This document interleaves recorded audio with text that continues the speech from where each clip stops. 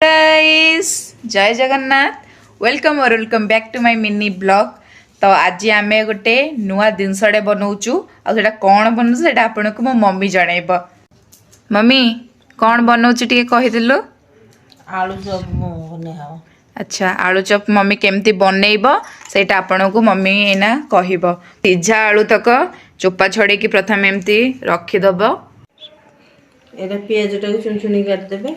अदा रसुन छेचिकी पेस्ट कर देबे। छेची देबे छेचिले भल लागियो।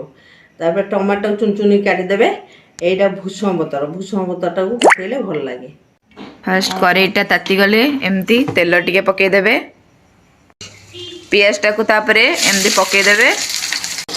तापरे अदा रसुनटा आमे पके दीचु ताको भल भाबरे एमती पूरा मैक्स तरीका करिवे जेपन ताको टिके नाली न पड़ी जाइछि।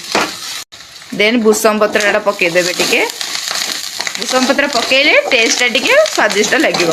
तापरे पकेइबे टिके लंका गुंडा एबे टिके मीट मसाला टिके दालचीनी गुंडा तापरे पकेइबे टिके हळदी गुंडा। देन तापरे ताकू मिक्स कर देबे। तापरे कटा आइथिबा टमाट पकेइ देबे। मसला टाइप प्रस्तुत हो गला। एबे आलू को सब को पकई दबा पकईकी ताकू भल भाव में मिक्स कर दबा। ताकू एमिति भल भाव में मिक्स कर देबे जेमती मसला गुड़ाक पूरा आलू सहित पूरा मिक्स भल भाव में हो जिवो। एबे मसला प्रस्तुत हो गला ताकू एमती टिके बाहर कर देबे गोटे थाली को टिके ठंडा हबा पय।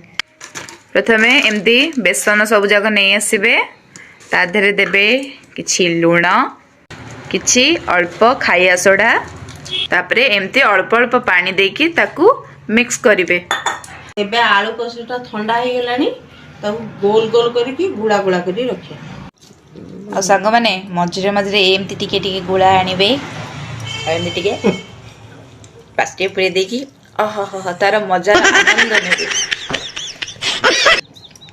तापर संग माने करेईटा को टिके तातिला जायका छाडी देबे ता देरे देई देबे तेल एमती बुड़ेबे बेटर एमती बुड़ाई धीरे धीरे अल्प धीरे धीरे बेलिकी एमती हेले काढ़ीब। सब प्रस्तुत हो गला आलू चप नियंतु झिया ने खाई की टेस्ट करी देखे। तो प्रस्तुत हो गला हमर गरमा गरम आलू चप। शीत दिन रे गरमा गरम आलू चप संग माने गरमा गरम आलू चप